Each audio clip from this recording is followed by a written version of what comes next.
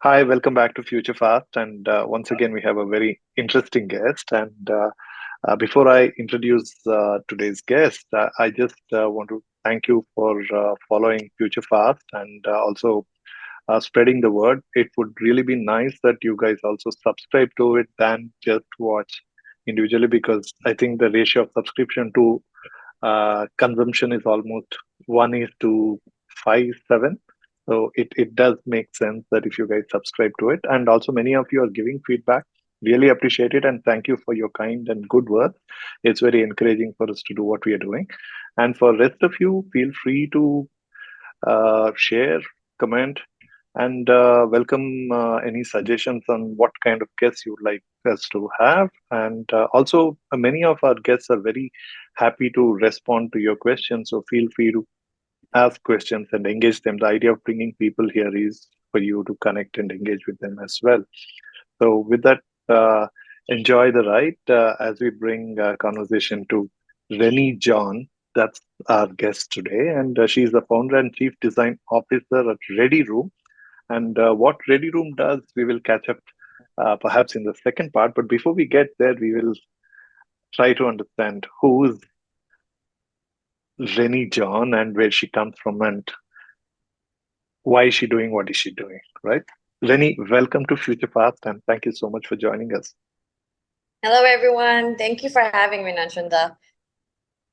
Well, Reni, we usually start with the journey. So, do you want to give a quick view to your journey, share with us so that we get started on that? Well, my journey has been quite interesting. I think that would be another podcast. But in short, I was born and raised in Dubai. I've been a Dubai kid. I did go away for 2 years to law school, so I have a little bit of law background as well.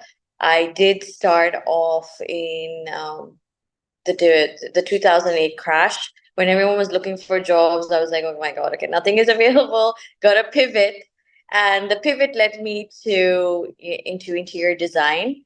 Of course, I'm not technically trained as an interior design, but am I running an interior design firm? Yes, and that is what it is. It's a solutions company where we give interior design solutions. So it could range from design to fit out solutions in terms of drawing, technical stuff, materials, colors, things that are not available in the market. We come up with solutions that what would actually be apt for that situation. Right. Reni, a few questions. One is when you say you are a Dubai kid, Yeah. what is it like? Because anybody who's, even if they are born in Dubai, are not necessarily citizens of Emirates, right? Yeah. So why don't you share your background? What's your roots? Where does your roots go to? And how do you identify with uh, Dubai in that context? Okay. For Dubai, in sense, like obviously I was born here, so when we grew up, we didn't know any different. So there was no. We have 220 plus nationalities here. So growing up here, you were automatically tolerant of things, religion, culture, ethnicities. So you just grew up like that. You don't know any different. But then when you grow up and then you start, understanding a few things. Um, Basically, my background is that my grandparents are Indian, but they stayed back in Lahore, and then they had their kids, so we ended up being Pakistani. And I currently hold a Pakistani nationality.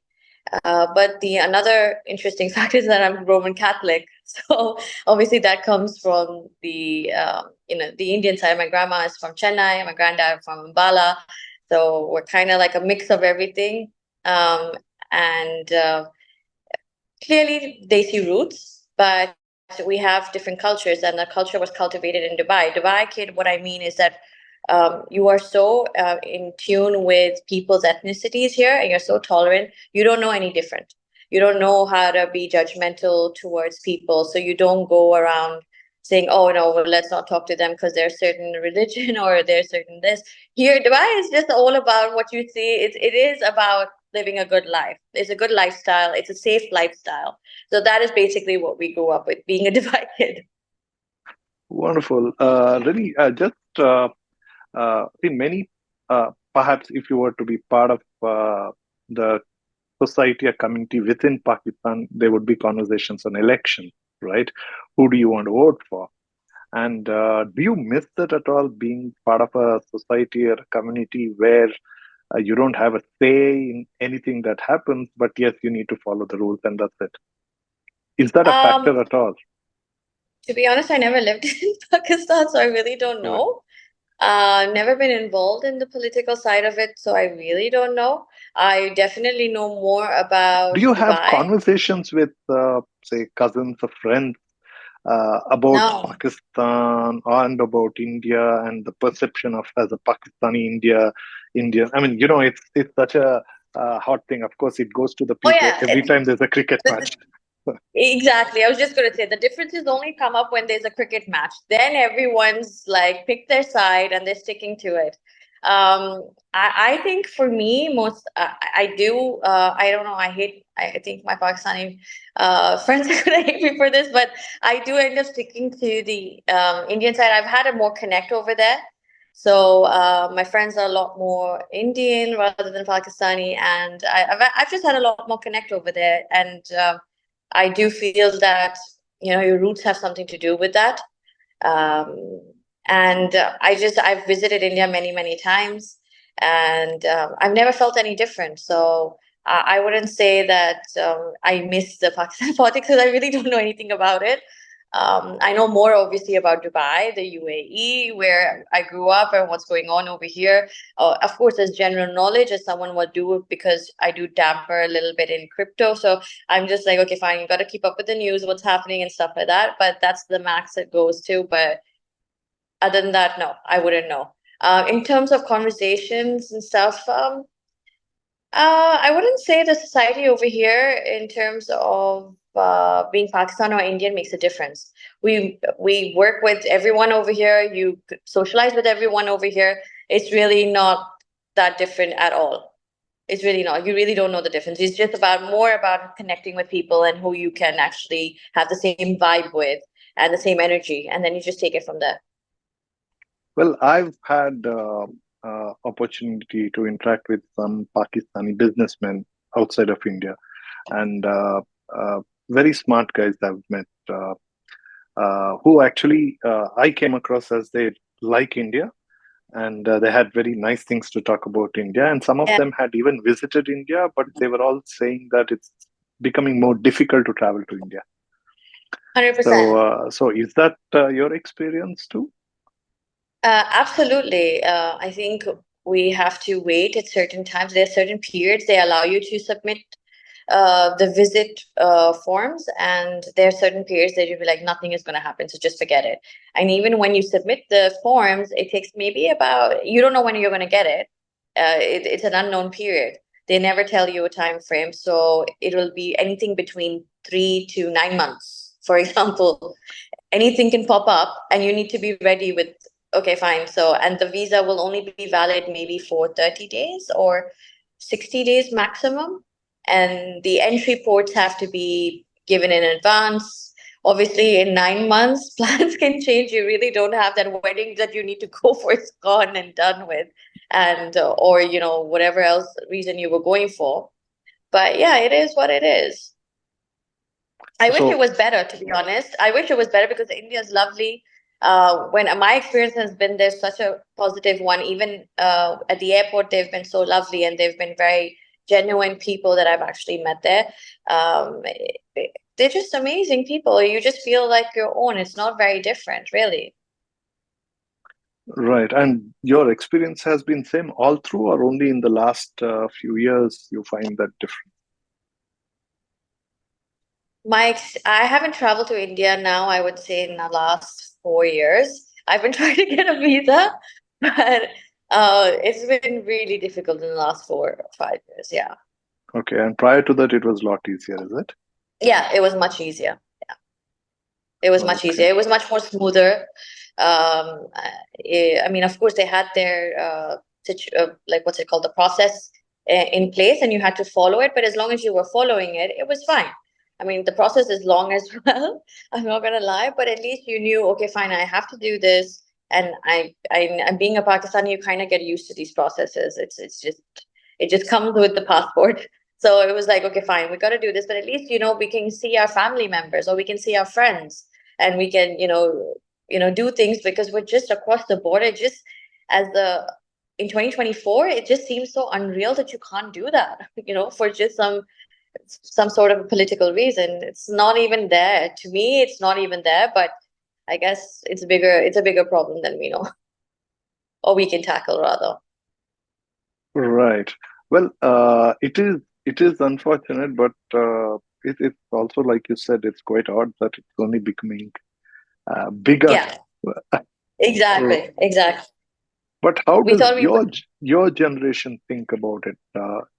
I'm sure there are a lot of uh, I don't know what do you call the immigrant from Yeah, India and Pakistan with you, right? Who grew up with you perhaps in school or in your yes. community. How is their thinking about this? How do they think about this whole Not very different, to be honest, because I went to a Catholic school, so it was run by nuns. So we had the Italian nuns there that were setting the culture, obviously, for these young minds, and it was set across the border for everyone. And all we knew was like, okay, you have to get up, you have to say your prayers, and do that. Whether it doesn't matter where you were from, because the culture was being set in school. The culture was being set by the laws that we were following in Dubai, and it was such a safe city that everyone was on the same schedule. Everyone was doing that. Being a small city as well, back then it was. Now it's a much bigger city, a bigger population. But even then, everyone just falls into the Dubai rules, which are not very strict in the first place. But I mean, they're made in the sense that it's a good family life. It's a good life where you can be a child, can be a child, grow up, go out and play, come back, and do the whole thing again week after week. And that's how it was. It wasn't very different. Immigrant in the sense, the only way we knew we were immigrants is like, okay, fine, you have to renew your visa, and that's pretty much it. but Reni, did you ever feel that you are in some kind of a bubble? Honestly, no. I never felt like we were in a bubble until, yes, once you travel outside, or rather, when I studied outside, I was in London for 2 years at law school. So there it was like, okay, fine. It does kind of shape you into when I say Dubai life, where, okay, you did not use the public transport that much, or you did not use, back then there was not a lot of metro, there was no metro available. And the buses were okay, but it was a small city, so your parents would pick you up and drop you off or whatever it was, or you would use a taxi. But yeah, we didn't have those facilities either. So I wouldn't know if we would, as kids, would have used it. But nowadays, I do see kids using it. So maybe if the facilities were there, yeah, we would have used it, and yeah, it would have been a different thing. But back then, no, I don't think so.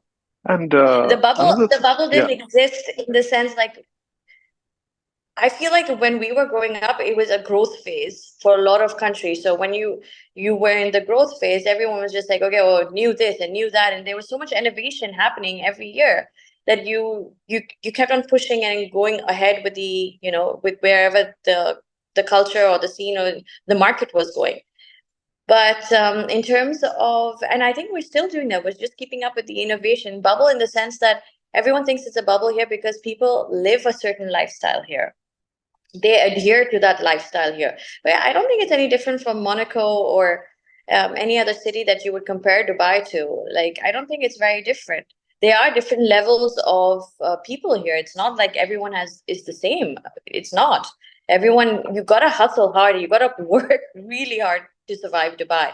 I would say something like, I have seen in Bombay that people really are on the ball constantly just to make it happen, or even in New York, for example, to make it happen. Um, it is one of those cosmopolitan cities where you really got to work hard to play hard. well, but one thing about any city like that is that you have to eventually get back to some place, right?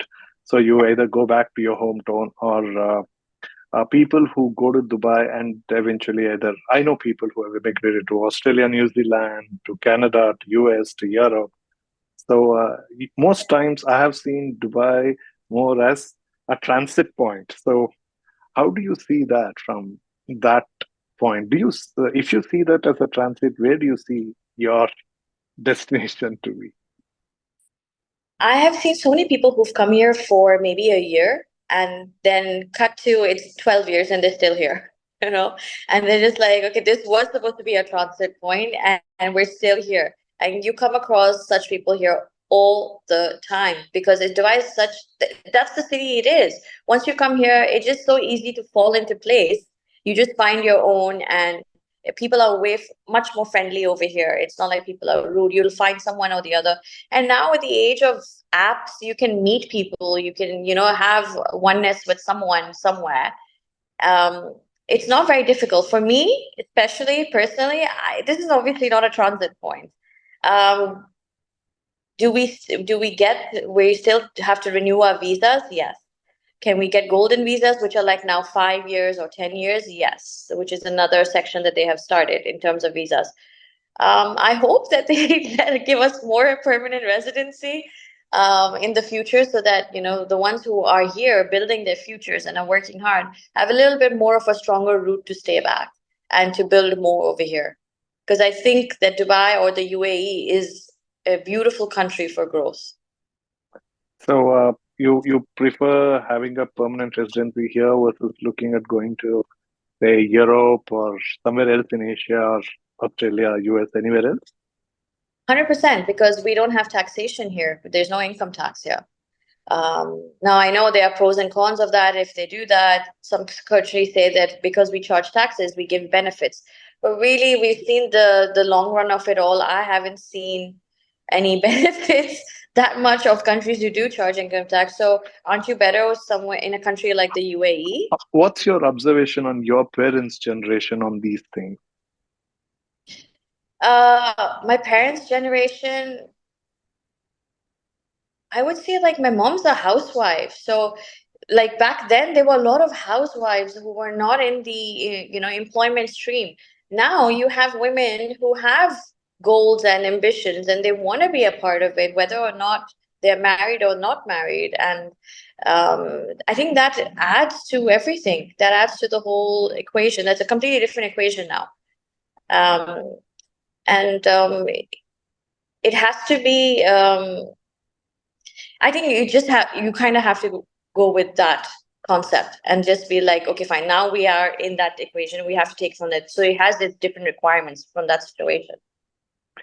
Well, you dabbled with different things before getting to your current avatar in Ready-Room, right? Uh, how challenging has it been, one, as a woman, and two, uh, uh, if if at all it has been an aspect that you actually carry a Pakistani passport here, and three, in Dubai particularly. So Um, okay. As a woman, I have to say this, and I cannot say this enough. Um, we feel very privileged to be a part of the UAE/Dubai society because uh, growing up here, and this is part of the culture shock I had when I went away, is that, they don't treat women differently in the other parts of the world. In Dubai, or you are rather, referring to London, or you're referring to well, yeah, I mean, in I've traveled to Europe, Pakistan, or no, in, Europe as well, okay. all over. Um, in Dubai, there's a privilege for women. Like you are treated as a respectful, or Which more is not respectful. in Europe, more than Europe, you're saying. More than Europe in terms of safety. Like, for example, they have in every center, department center, we go to file something. There's a women's line.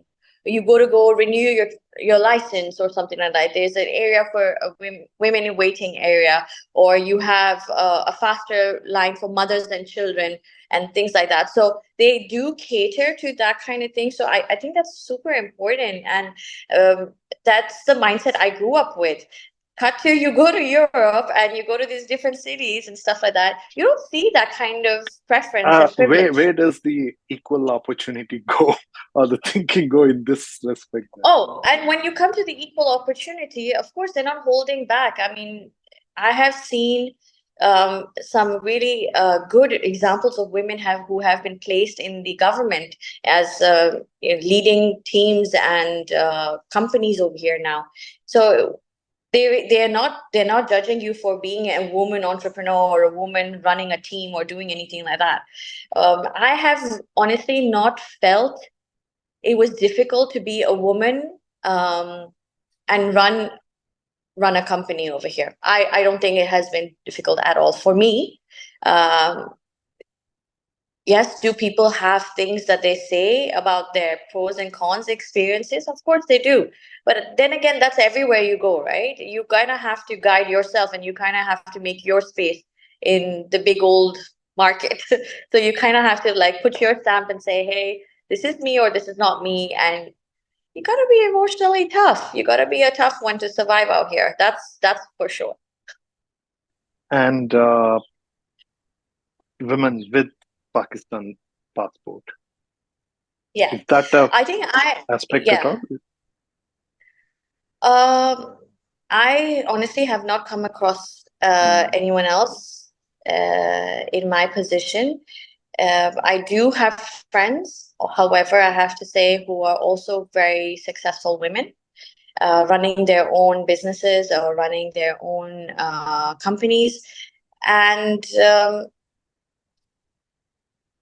I don't think being Pakistani, yes, does everyone ask where you're from? That's the same old thing, where you're from and whatever it is. Because obviously I don't look it, I don't talk it. So they're just like, what is going on? But I think for me, I always try to make an impression like, you should be impressed with the work on the services that we give. Don't worry where I'm from, because No, we but should does get rid that of that matter? Have mentality. you come across that in your work, in your? I won't lie. Yes, it sometimes there are some companies who would be like, "Oh no, we prefer working with our own community," or we prefer working with some French clients will say, well, "I want a French designer," for example, or a I don't know. An Arab would probably say we need an Arab manager or something like that managing us so we can communicate better or something like that or have that taste and stuff like that. But I don't think, other than that, there are a few people who do it. Majority don't. Majority really don't. I think if you're giving a good service, you're at the right price, um, you are giving logical solutions, it should be a no-brainer to go with it. And the ones who don't, honestly, they're not really your client and you're just wasting time. I've had Chinese, Russian, Italian, all sorts of clients. And the ones who do have issues, trust me, those are not the only issues you're going to end up having with them. So it's better to get rid of that, cut it short at that point. Yeah, and the third thing I was in this context was, one, you being a woman, two, Yeah, with a Pakistani passport, and three, uh, being a non-local, so to speak, right, non-Arab. yeah. So among these three things, where do you think is your toughest glass ceiling that you are more frequently that you encounter with? I've had Emirati clients as well, and I have to say they are the most respectful clients, and mostly women. I have to say I've had Emirati women clients because they're doing up their houses or they're doing up their offices and things like that. So the most respectful, the most kindest ones I've come across so far. Growing up here, obviously, I know about the culture a lot more. What is acceptable, what is not acceptable, things like that. There's a way of greeting them, for example, or a way of speaking, or things like that, a communication thing. But that's the beauty about Dubai as well. I don't think like when you start learning about different cultures, you learn about, like, I know about the Chinese cultures, what you're supposed to say and what you're not supposed to say, what colors you're supposed to use, not going to use. The same thing across the board for that. So the glass ceiling, in the sense, is really as much as you think you are capable of or not capable of. You set your glass ceiling. Um, there are certain situations, of course, because the real estate market here, I have to say, is a lot more men than women. But are there some super successful women in real estate? Sure. Is it changing now? Are people getting now because of social media? You have TikTok, you have Instagram, and it's more of a video kind of a communication where people see who you are, what you're saying, what you got to say, what you're selling, or what you have on you. Um, Women are progressing in that sense. So the glass ceiling before, maybe there was a little bit in the industry, at least in the industry I am in and I'm capable of, or I'm related to, which is I'm related to the real estate industry, of course. I'm seeing a lot more women out there, a lot more running holiday home operators, for example. A lot more holiday home companies have opened up here. So they're running by women. There are some suppliers of decor pieces, women. We have, people who are doing different furniture pieces, bringing them in, import, export, women. So I think the glass Where are ceiling, you they said it from? yourself. Are they Emiratis who Different parts of the are they world. No, you have Europeans? Oh, okay. they're Europeans, they are from Uzbekistan, they are from Africa, they are from France, they are from India. So you see a lot of them. And remember, we have a lot of trade shows in Dubai. So you see you come across a lot of these suppliers from there. And most of them, I have to say, are all women that I've come across. In fact, my team is all women. So um, I don't think there's a So glass how many ceiling. nationalities are there in your team? We are about one, two, three, three, four nationalities so far. And Dubai has this thing which I've recently learned is that if you hire different nationalities or if you are different nationalities, they're trying to have that mix in a company. They give you a preferential rate, for example, in your visa costs and things like that. So, So, I mean, so is that something you consciously did so you also get a little better? I mean, it's good to do, but was that conscious from your part, or you just uh, discovered after you hired them? I discovered that after I hired, and then I was like, Okay. oh, okay, fine. I was like, damn, okay, fine. This is going to be interesting because sometimes you can't pick. It has to be the person that belongs to you or belongs with you can only work with you. Um, you have the same vibe. You have to have that alignment. Not everybody is going to be, on the same thing. So also, when you can, for example, have a vibe or understanding with certain people, cultures do make a difference. For example, they'll be like, no, I don't want to do this deadline and I want to do this deadline. So I don't know how that's going to work out in the future. I hope not. But for me, so far, I did not do that on purpose. Well, I've No, I heard did not. Emiratis have some kind of a preference for Europeans or Americans versus Asian. So, have you had that experience as well? Yeah, I have had that. They do um, So, end how up do you saying overcome that? if it's a big project, you do see a lot of the Europeans in those positions saying let them head it, and we can, and then everyone else follows under that. Well, we're trying to break that notion and just say that the new generation that is coming up, they are more educated, they have a lot more exposure, because sometimes even the Europeans don't have exposure. They just go to Europe and they come here. That doesn't mean you have exposure. Exposure is when you have done different nationalities, worked with them, you have considered the different um, the requirements, what they need, and you have worked with that. That is exposure. And that is what I think Dubai is, that it gives you that exposure for it. So I think, in my opinion, you should be with someone who has been actually from Dubai, who has done this exposure already. So you can have a team that you can run with different nationalities, you can work with different clients, and so on and so forth. Yeah. So, Reni, what does success mean to you? When would you, I mean, do you regard yourself as a success today? Or what is that benchmark you think that you touch and that's when you think you will be successful? I don't think I have reached the peak in as yet. I do think success would be definitely having not only my own success, but also seeing the people with me grow.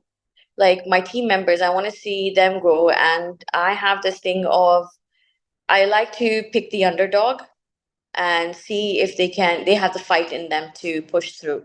Because I've been the underdog in many situations. So I always like to go for that and see. Once I see that they are also doing good, then I'll know that, okay, fine. I've been good at something and I've been good at leading them or bringing them together on my team, and we've grown together. That would, I think, would be, that's just what success would mean to me. No, if you can just put a small context to it. I mean, if this, then it is. So what would that be? For example, I have this team member. She has been with me now maybe almost 4 years, and she came from a very different industry. They had no background, no interior design, anything. But she had the fight in her, and she kept on telling me, "No, no, no, no, please, I want to work with you. It's fine, whatever." Why did she want to work with you, and why did you pick her just because of her? So someone we knew or someone I knew at the time, it was through them. They were like, "Oh, you're looking for people. I have someone. Can they come in for an interview?" I said, "Okay, fine, sure." But then when I interviewed her, she was like, "I don't have this experience, but I learned. I will learn. Don't worry about it. I'll learn," and stuff like that. I was like, "Oh, okay, fine. I don't know if this is going to work out." But cut to 4 years now. Not only has she learned the whole, how to do even design and mood boards, I've helped her even get a degree in these 4 years, where she's done now, what's it called, finance and accounting or something like that. So I've kind of helped her also get something along the way, where it will now add to her experience of what she can do in the team, and pushed her to do something more. Of course, when some of them have doubts in them, I'm always there to be like, no, you can do it. If I can see it in you, you can do it. You just need to put your mind to it, and we can do this together. So in that is the context of it. Like, I want everyone to grow with me, because your team is what's going to take you there. Your team is what you can't do this, without just what you can do on your own. You can do on your own, but what you can't, you need to make your team get there too. Well, so how far do you see yourself from that? Oh, we have plans. We have plans. So, I mean, I have, I think I'm not close at all. There's a lot to be done. There's a lot more growth to be had. We are still in Dubai, and the 10-year goal is to be going out of Dubai, or out of the UAE rather. So to be And to growing at where? least, um, well, of course, Saudi. I think that's a great market. It's a big market. I think it has a lot of scope for the solutions that we have to offer. Um, Also, although India is super competitive, but I think it's a really good market to get into if you have something very original, because otherwise you have everything available over there already. Um, I think these are the two markets that I would definitely consider myself getting into. And then Africa. I think Africa has got a lot of scope as well. It's a growing economy over there. Um, Not of course, there's leaving some behind, but Africa definitely. Okay, wonderful. I mean, that's uh, uh, great to see that you are also looking at, or at least not saying the Europe and America as the obvious destinations for Oh, this. no, no, no. I'll leave that for the rest of them. I'm not interested. I am not at all interested in going over there. No, not for me. Not for me. Wonderful. So, Reni, what's the conversation like when you meet your peers? Your either your friends Yeah. working elsewhere, or entrepreneurs that you probably socialize with. What do you think is the conversation point from the point of meeting or achieving their aspirations? Where do you see that in your peer circle, peer group? Where, Wait. I mean, how is that? I mean, how optimistic, how positive is that, or is that negative? Because, see, globally there is some amount of recession kicking in. In fact, job losses have happened significantly already in the tech industry. I come from Bangalore, so I see a lot of that impact in jobs here. And also, I've been an entrepreneur, and this is definitely affecting pretty much every business. So, Yeah. given that, what is the conversation around these things in your circle there?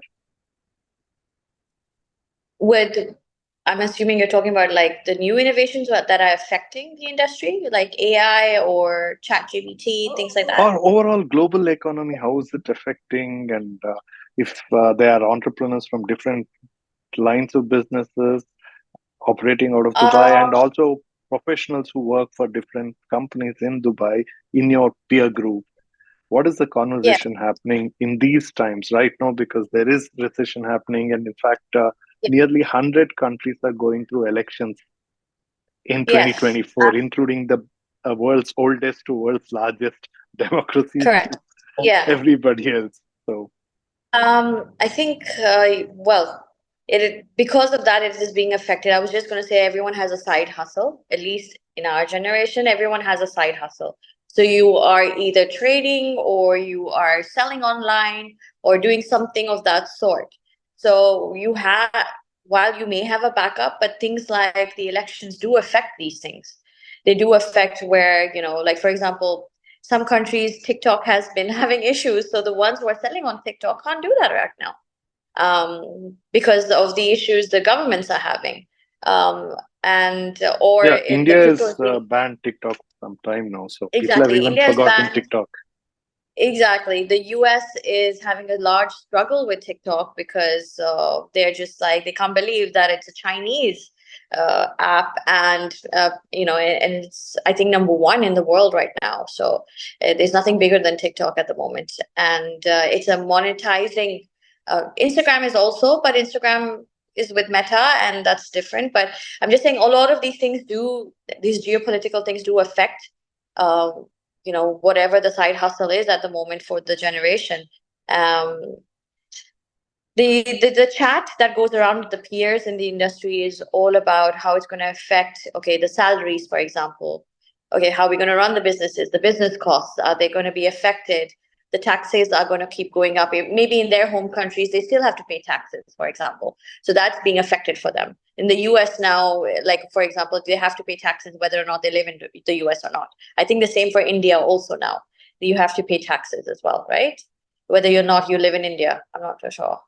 uh Uh, and, well, not exactly, but yeah, on certain criteria, Certain but things, not yeah, for people who certain. work and earn. But if you're doing businesses, then it's a different thing. Yeah, so I'm talking about like entrepreneurs or business owners over here. So they Correct. do end up Correct. have to, looking into those kind of things. And then of course the rents are going up here, Mhm. and that affects us. And then people, for whatever geopolitical reasons, maybe they have to end up going back to their country. So then, or they that affects the demand and supply that we have to work with over here. So that is, but that's a daily hustle at the moment. 2024 is going to be a very interesting year because it has, like you said, a lot of things that are going on and major things that are going on. We have the war going on, so we had a lot of people move to Dubai. Um, to be safe, and then we had refugees coming in. But there's only so much supply Dubai also has, or the UAE has, until the next supply comes in, which is going to be in another 3 to 4 years. So in terms of real estate, in terms of commercial spaces, in terms of residential spaces, development is still going on, and it does affect everything you do across the board. And then people have their own personal issues as well. So if you do, someone will fall off the wagon, some people will come on the wagon, and it's a daily thing. So the chat is all about how to survive. If I have to put it in like, 3 words, how do you survive? Whatever is going, you gotta just have a plan. You gotta have a plan. You gotta keep hustling at it every day, and you kind of have to meet those goals. Otherwise, something's gonna fall off. Something's definitely gonna fall off. Right. Well, with all the activities happening and also the political activities, the elections are happening across the globe. in most part of the countries. The diaspora is a very key component for pretty much every political group across the globe. So, how do you identify with your diaspora, and within the diaspora, what is the conversation about? Within, What's sorry, the happening? what? Diaspora, that is, see, the Indians outside of India, Pakistanis outside of Pakistan, Americans outside of India, they are all referred to as diaspora, right? Diaspora of India, diaspora of Pakistan, diaspora of America, like that. Yeah. Wherever. But the Germans outside of Germany would be the diaspora of Germany. Yeah. So, so, so in this context, obviously, we see from India that a lot of Indian diaspora are very actively engaged by Indian uh, political community, right? Reaching out to Indian diaspora, and also there is rightly so that nearly $6 or $8 billion come to India from the diaspora, right? They actually send that money home Yeah. to their thing. So governments also are very actively engage this diaspora. So with Yeah. that, obviously they reach out to the business community because professionals also send home, but business folks are obviously are better endowed, if you will, to be able to create larger wealth and also send home, even if it means that you're buying a large property back home, right? Or Yeah. investing in something. And these are the things what government actively seeks out to their diaspora. So how is that going? I think that's a very valid, perspective that you have just mentioned, and I see that as someone outside, I've seen that happening a lot. You see a lot of the very successful businesses over here supporting a lot of causes back home, whether it's the elections or whether it is building something or being a part of a project or so on and so forth. But also at the same time, I would have to say the UAE is quite inviting for these nationalities, whether it's the Americans or the Indians or Pakistanis, to come and build over here in the UAE. So they do have a good, I don't know how they do it, but they have a good system of like trying to keep the um, how do you say, the vibe, or rather the ethnicity and their means of business to be present in Dubai, but rather in a way where they are kind of promoting it for them. So they are giving them a platform to be a bit more available and keep their business efforts in terms of finances over here. At least that's what I have seen. For example, by being just open to religion, we have the new Hindu temple that was built over here, the largest one I think I've heard. Um, and I think that was supported by a lot of the businesses here in Dubai that were Indian businesses. So um, I think I've just seen those kind of efforts that I can only say for what I have seen here in the UAE. I don't know what they're doing back home, but here in the UAE, I have seen that they are have been super inviting and super successful in letting these nationalities keep their ethnicities and their roots over here, and build on them in terms of like, hey, you can be around, you can be available, you can be yourself over here, and Correct. that's Well, what I have I seen. just want to correct. I said 6 to 8 billion, but the remittances to India from Indian diaspora is nearly 125 billion last year. So Yeah, I was just going to say 8 billion sounds a little yeah, low. yeah, it's uh, I think it was for one state, what I remember reading, but yeah, 125 is the Yeah, yeah. thing. So that is exactly why the diaspora governments always want to engage the diaspora.